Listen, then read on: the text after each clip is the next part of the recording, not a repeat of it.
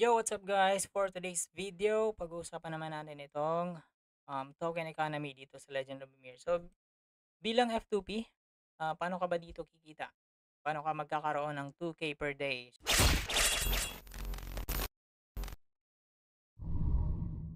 So, pinaka-basic, through farming, rare or higher item, pwede mong i-trade dito sa server exchange. So, diamonds yung makukuha mo dito. And yung diamonds naman, pwede mo siyang ibenta sa mga players na nangangailangan ng diamonds.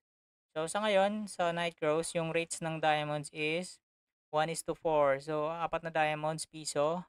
So, kung meron kang 8,000 na diamonds, meron kang 2,000. 2K per day is real, guys, dito sa Legend of Ymir. So, pangalawa, playing Legend of Ymir, guys, may chance kang makapag-earn ng GWMX. And ito yung paraan kung paano mo i-convert yung GWMX mo. So, kung meron kang GWMX, exchange mo para mag siyang WMX. And yung WMX, pwede mong i-cash out or um, gamiting progress. I-progress para sa character mo.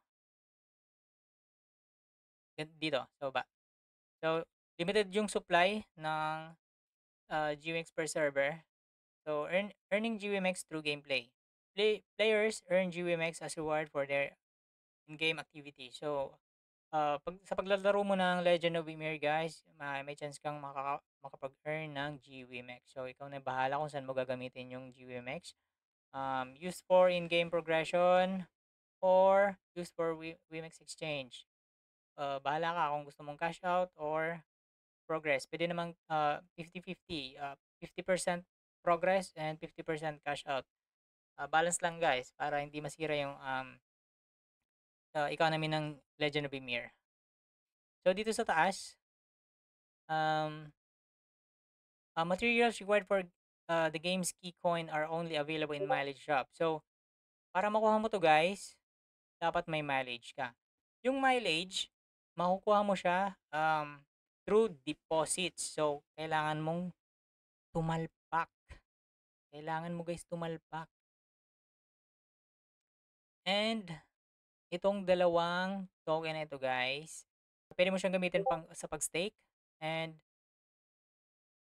through staking, meron ka makukuhang mileage. And itong mileage na makukuha mo sa pag-top up and pag-stake, and magagamit mo siya dito sa mileage shop. Dito sa mileage shop, guys, may dalawang klase ng stone na pwede mong bilhin. Itong refinement stone and itong season refinement stone. Dito muna tayo sa refinement stone. Itong refinement stone, guys, pwede mo siyang ginagamit siya pang craft nitong common coin. And itong common coin naman, guys, ginagamit pang craft and enhance nitong legendary equipment. So, itong legendary equipment, guys, pwede mo siyang ibenta dito sa region exchange. And ang main currency dito is WMEX. So, kung meron ka nitong legendary equipment, benta mo siya dito. And boom, paldo. And dito naman sa baba, season refinement stone. So, season refinement stone, ginagamit siya para i-craft itong season coin. Limited period of time lang siya. And ginagamit siya pang craft and enhance nitong season accessories. So, itong season accessories, guys, pwede din siyang ibenta dito sa region exchange. So, ayun. So, yun na lang. Hanggang dito na lang, guys. Kita-kits na lang sa susunod na video.